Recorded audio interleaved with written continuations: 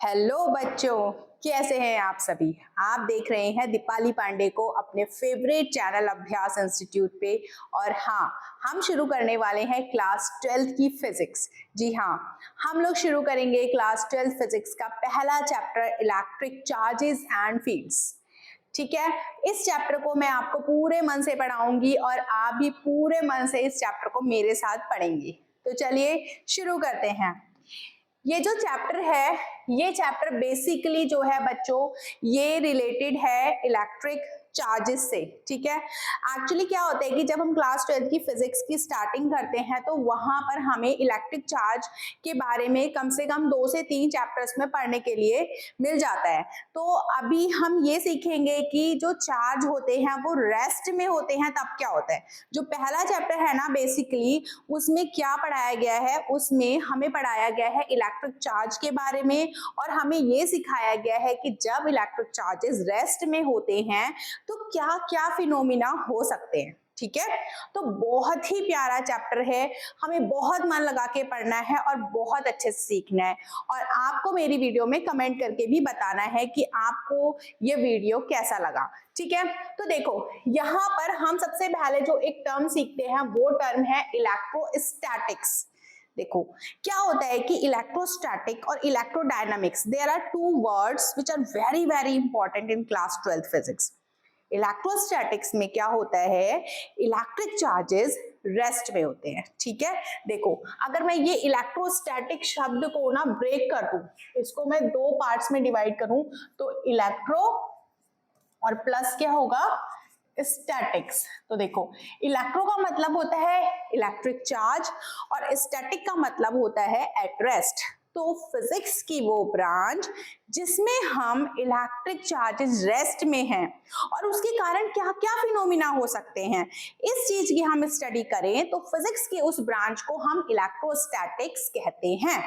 समझ में आया होगा इलेक्ट्रोस्टैटिक्स क्या है, बहुत अच्छे से जान लो व्हाट इज इलेक्ट्रोस्टैटिक्स। तो इलेक्ट्रोस्टैटिक्स में क्या होता है, ये फिजिक्स की वो ब्रांच है जिसमें हम क्या जानते हैं कि जो चार्जेस हैं वो रेस्ट में है और उनके कारण हम क्या क्या फोर्सेस की स्टडी कर सकते हैं, उनके कारण क्या क्या फील्ड क्रिएट हो सकते हैं और क्या क्या पोटेंशियल जो है वो अराइज हो सकते हैं, किसके कारण, स्टैटिक इलेक्ट्रिक चार्जेस के कारण। तो ये डेफिनेशन बहुत ही सिमिलर है किस चीज से, उस चीज से जो अभी मैंने आपको बताया। ठीक है, the study of electric charges at rest and when we study when the electric charges are rest, तो किस टाइप के फील्ड, किस टाइप के फोर्स, किस टाइप के पोटेंशियल क्रिएट होने वाले हैं उनके रेस्ट में रहने से, इस चीज को हम इलेक्ट्रोस्टैटिक्स बोलेंगे।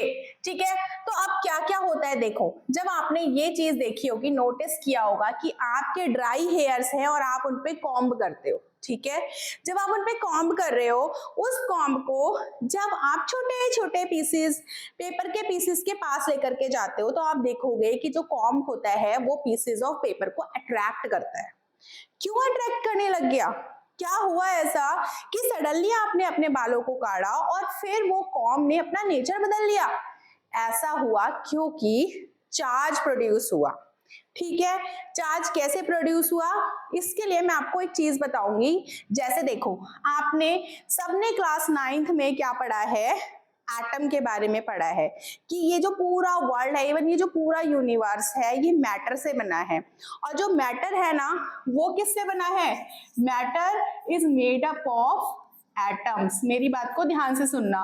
और जो एटम है ना उसका स्ट्रक्चर सबने पढ़ा है। एटम का स्ट्रक्चर कुछ इस तरीके का हम लोगों ने पढ़ा है कि एटम के बाहर होते हैं शेल्स, डिपेंड करता है उसके एटॉमिक नंबर पे, और उसके पास होता है एक न्यूक्लियस। न्यूक्लियस में होता है प्रोटॉन और क्या होता है, न्यूट्रॉन। और उसके बाहर चारों तरफ क्या रिवॉल्व कर रहे होते हैं, इलेक्ट्रॉन्स। ये कहलाते हैं ऑर्बिट्स। ठीक है, तो अब होता क्या है कि जो एटम होता है वो अगर किसी दूसरे एटम के कांटेक्ट में आता है, ठीक है, जैसे अभी हमने अपने जो कॉम्ब था उस अपने हेयर्स को क्या किया, कॉम्ब किया, तो रगड़ा, हमने उसको रब किया अपने बालों से ना। तो जब 2 या 2 से ज्यादा एटम आपस में रब होते हैं तो एक एटम से दूसरे एटम में, एक बॉडी से दूसरी बॉडी में कुछ इलेक्ट्रॉन्स क्या होते हैं, ट्रांसफर हो जाते हैं। एक बॉडी अपने इलेक्ट्रॉन्स को लूज करती है तो दूसरी बॉडी उन इलेक्ट्रॉन्स को क्या करती है, गेन करती है। बस इतनी सी ही बात हमको समझनी है। जिस बॉडी ने अपने इलेक्ट्रॉन्स को लूज किया उसने अच्छा काम किया, उसके ऊपर पॉजिटिव चार्ज आता है। जिस बॉडी ने इलेक्ट्रॉन्स को गेन किया, ठीक है, उसके ऊपर नेगेटिव चार्ज आता है, क्योंकि उसने नेगेटिव नेचर शो किया, उसने बैगिंग की। ठीक है, तो इस केस में जब भी बॉडी चार्ज हो जाती है, कहते हैं कि बॉडी चार्ज हो गई है। ठीक है, चार्ज हो गई है मतलब उसने इन दोनों प्रोसेस में से कोई भी प्रोसेस को किया है, या तो उसने इलेक्ट्रॉन्स डिनोट किए हैं, या फिर उसने डिनोट नहीं डोनेट किए हैं, या फिर उसने इलेक्ट्रॉन क्या किए हैं, गेन किए हैं। तो इन दोनों ही केसेस में बॉडी एक अपना बिहेवियर चेंज कर देती है और छोटी छोटी चीजों को अपनी तरफ अट्रैक्ट करने लगती है। समझ रहे हो ना इस चीज को? तो ये जो इलेक्ट्रॉन जो आउटर मोस्ट शेल में है, ये सबसे पहले जंप करते हैं एक बॉडी से दूसरी बॉडी में। समझ में आया होगा? अब देखो, बलून ऑन वॉल, हम कोई बलून ले, ठीक है, और उसको हम किसी वूलन थिंग से, स्वेटर से या किसी भी चीज से, ठीक है, उसको क्या करें, रब करें। ठीक है, बलून लिया, उसको रब किया किसी भी वूलन थिंग से, और फिर वो बलून ना अपना नेचर अलग बदल देगा। क्या करेगा, उसको जैसे ही हम वॉल पे लेके जाएंगे वो चिपक जाएगा, क्योंकि वो चार्ज हो गया है। समझ रहे हो, चार्ज हो गया है। एंड द सेम वे आप कारपेट पे भी शॉक खा सकते हैं, शॉक खा सकते हैं। वो कैसे, जब आप किसी भी रग पे वॉक करते हैं, या फिर आप अपने दरवाजे में लगा हुआ मेटल का हैंडल पकड़ते हैं, तो आपको सडन से एक शॉक लगता है। आप सोचते भी ये क्या हुआ, मुझे ये शॉक क्यों लगा, मैंने तो खाली दरवाजे का हैंडल पकड़ा है, मैंने कौन सा इलेक्ट्रिक स्विच पकड़ा है जो मुझे शॉक लग रहा है। तो ऐसा इसीलिए होता है कि वो चार्जेस, जो कुछ चार्जेस होते हैं वो उस पर एक्यूमुलेट हो जाते हैं, इकट्ठे हो जाते हैं, and our body is a good conductor, so वो चार्जेस हमारी बॉडी में ट्रांसफर हो जाते हैं। सो ये सारे के सारे चार्जेस आपको जो है देखने के लिए मिल रहे हैं, सारे फिनोमिना, बहुत सारे फिनोमिना है इसके अलावा जो कि आप स्टडी कर सकते हो। ठीक है, अब यहाँ पर इलेक्ट्रिक चार्ज, जैसे कि मैंने अभी आपको बताया कि इलेक्ट्रिक चार्ज क्या है, कैसे आया, जब हमने दो बॉडीज को एक दूसरे से क्या किया, रब किया, तो बॉडी के अंदर क्या हुआ, एक फिजिकल प्रॉपर्टी क्या हुई, इंट्रोड्यूस हुई। एक फिजिकल प्रॉपर्टी हो गई बॉडी की ना, जनरेट हो गई, इंट्रिंसिक प्रॉपर्टी भी बोल सकते हो इसको। इसके कारण बॉडी ने क्या किया, एक फोर्स को एक्सपीरियंस किया। आपने देखा ना, छोटी छोटी चीजों को बॉडी अपनी तरफ क्या करने लग गई है, अट्रैक्ट करने लग गई है, बिहेवियर चेंज हो गया है।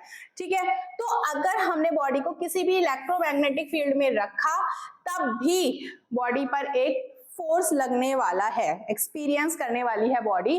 तो इसको हम क्या कहेंगे, इसको हम बोलेंगे इलेक्ट्रिक चार्ज।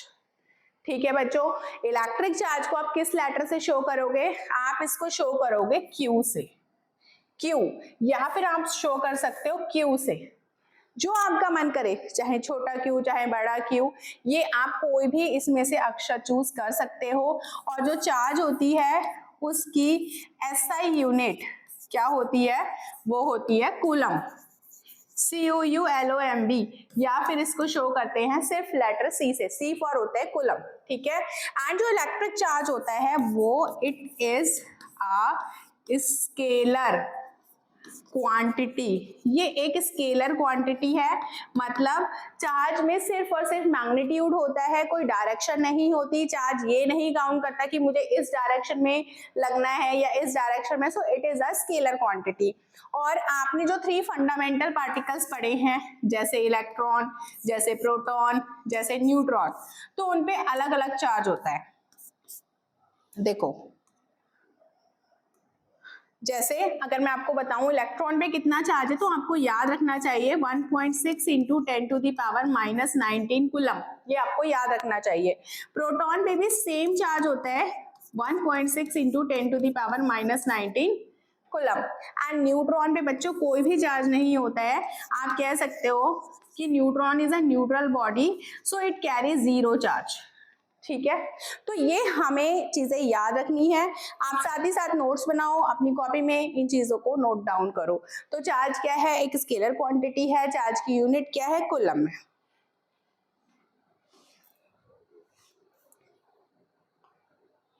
अब देखो, मैंने आपको बताया कि हम दो बॉडीज को रब कर रहे हैं, या मैंने आपको ये सिखाया कि जब किसी एक बॉडी से दूसरी बॉडी में इलेक्ट्रॉन्स जा रहे हैं तो चीजें क्या हो रही है, चार्ज हो रही है, उनका बिहेवियर क्या हो रहा है, चेंज हो जा रहा है, बदल जा रहा है।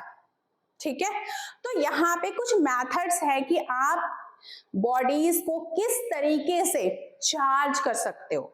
सो there are some methods, I am going to discuss those methods with you. For example, the first method is charging by friction. Friction. Friction कब लगता है, जब दो बॉडीज एक दूसरे को रब करती हैं, डायरेक्ट कांटेक्ट में आती हैं और उनके सरफेस एक दूसरे से क्या होते हैं, रब होते हैं, तब फ्रिक्शन क्रिएट होता है। तो सिमिलरली दो टाइप की बॉडीज होती है, एक इंसुलेटिंग बॉडीज, एक कंडक्टिंग बॉडीज। इंसुलेटिंग जो बॉडीज होती है स्पेशली उनको चार्ज करने के लिए हमें इस मेथड का यूज किया जाता है जो कहलाती है चार्जिंग बाय फ्रिक्शन। ठीक है, यहां पर लिखा हुआ भी है मैंने, व्हेन इंसुलेटिंग सरफेसेस। बच्चों ये इंपॉर्टेंट है कि किस टाइप की बॉडीज हम इस मेथड से चार्ज कर सकते हैं। तो किस तरीके की बॉडीज, इंसुलेटिंग। ठीक है, जब इंसुलेटिंग सरफेसेस को रब किया जाता है और कैसे रब किया जाता है, अगेंस्ट ईच अदर, तो उनमें एक स्टैटिक चार्ज डेवलप हो जाता है। स्टैटिक चार्ज क्यों डेवलप हो रहा है, क्योंकि इंसुलेटिंग बॉडीज चार्ज को कंडक्ट नहीं कर सकती, वो अलाउ ही नहीं करती हैं कि चार्ज उनके सरफेस पर फ्लो करे, तभी तो वो इंसुलेटिंग बॉडी है, they are the bad conductors of electricity. ठीक है, तो इसीलिए उनमें स्टैटिक चार्ज डेवलप होता है, मतलब उनके सरफेस पर जो चार्ज होता है वो किस में होता है, वो रेस्ट में होता है। ठीक है, तो अभी हम कुछ पेयर्स हैं जिनको हमें याद करना होगा।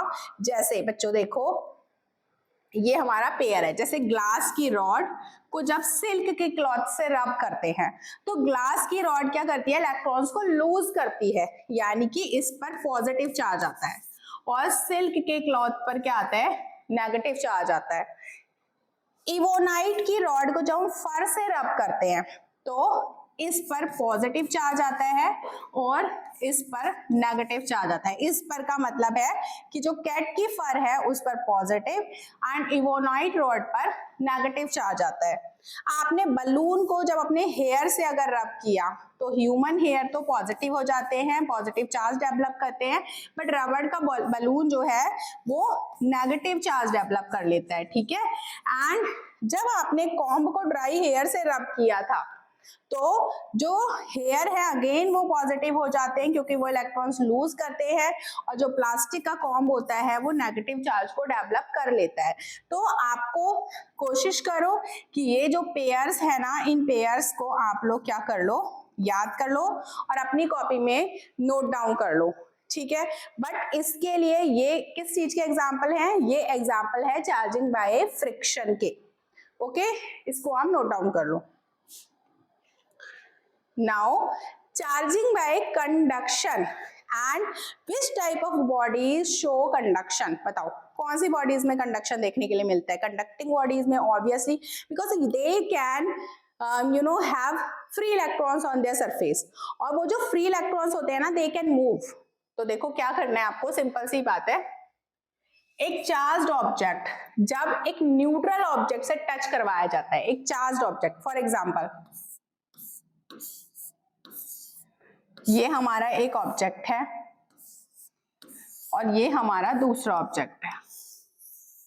देखो, अगर ये ऑब्जेक्ट है और इसके पास चार्ज है, मतलब इसके सरफेस पर चार्ज है, और इस पर कोई चार्ज नहीं है, मतलब इस पर हमारा पॉजिटिव चार्ज है और इस पर हमारा जीरो चार्ज है, तो होगा क्या, ये पॉजिटिव चार्ज है मतलब इस पे इलेक्ट्रॉन्स की क्या है, कमी है।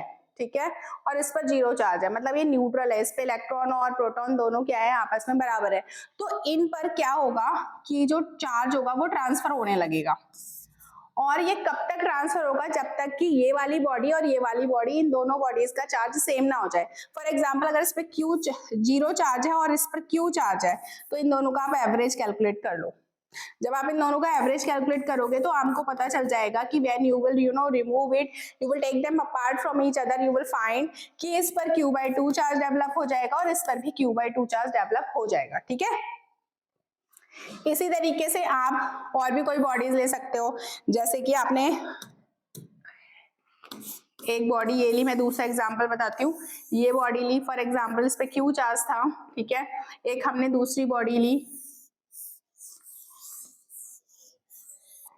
इस पर हमारा Q/2 चार्ज था, और फिर जब हमने इनको टच करवाया तो चार्ज क्या होने लग गया, फ्लो होने लग गया। और इन दोनों का जो एवरेज चार्ज होगा Q प्लस Q/2, इन दोनों का जो एवरेज होगा वो क्या होगा, यहाँ पे आप एलसीएम ले लो, 2Q प्लस Q, देखो एलसीएम लोगे तो यही आएगा, फिर आपको क्या मिलेगा यहाँ पे 3Q/4। मतलब जब आप इन दोनों को सेपरेट करोगे तो यू विल फाइंड कि हर बॉडी पे 3Q/4 चार्ज होगा। तो इस तरीके से आपको कुछ नहीं करना है, you have to find the average. जब भी कोई दो बॉडीज आपस में टच करवाई जा रही है तो उनका एवरेज फाइंड करो, क्योंकि चार्ज सिमिलर हो जाना है। जिस पे ज्यादा चार्ज है ना, उससे कम चार्ज वाली बॉडी पे चार्ज अपने आप ट्रांसफर होगा। और कब तक होगा, जब तक दोनों बॉडीज का चार्ज क्या ना हो जाए, सेम ना हो जाए। हमारी जो अगली मेथड है वो है चार्जिंग बाय इंडक्शन। इस प्रोसेस में हम क्या कर रहे हैं, इस प्रोसेस में हम कंडक्टर को चार्ज कर रहे हैं। बट अभी हमने कंडक्शन प्रोसेस में क्या देखा था कि दो बॉडीज को एक दूसरे से टच कराया था, बट हमें यहाँ पर टच नहीं कराना है, हमें दो बॉडीज को एक दूसरे से दूर ही रखना है, and then we have to charge the uncharge body. ठीक है, देखो कैसे करेंगे, मैं आपको एग्जाम्पल के थ्रू समझाती हूँ। जैसे ये एक बॉडी है, ये न्यूट्रल बॉडी है, ठीक है, और ये एक बॉडी है जो कि प्लस चार्ज कैरी करती है, इसके ऊपर पास प्लस चार्ज है। इस बॉडी को इस बॉडी के पास लेकर के आते हैं। This is the example number 1, ठीक, diagram number 1, step 1 you can say. ये जो न्यूट्रल बॉडी है तो इनिशियली क्या है, इसमें प्लस और माइनस, मतलब इसमें इलेक्ट्रॉन प्रोटॉन का नंबर लगभग सेम है। तो जो ये प्लस है इसके कारण इसके जो माइनस है ना वो इधर आने लगेंगे, और प्लस दूर, क्योंकि जो अनलाइक चार्जेस होते हैं वो अट्रैक्शन शो करते हैं और जो सिमिलर चार्जेस होते हैं वो रिपेल होते हैं। तो माइनस इधर आ गया। अब डायग्राम नंबर 2 में हम क्या कर रहे हैं, हमने इस डायग्राम को दोबारा से लिया, ये वाली जो बॉडी थी इसका इधर आ गया था क्या, कौन सा चार्ज, इसका इधर आ गया था नेगेटिव चार्ज। ठीक है, तो अभी मैं नेगेटिव दोबारा से बना रही हूँ, इधर नेगेटिव बनाया, और ये बॉडी अपनी जगह पे कांस्टेंट है, ये दूर ही है, ये दूरी बना के रखी हुई है इससे अभी तक। और ये जो इसका प्लस चार्ज है ना, हमें इसको रिमूव करना है, क्योंकि हमें इसको नेगेटिव चार्ज बनाना है। तो अभी हमने क्या किया, इसको ग्राउंडेड कर दिया।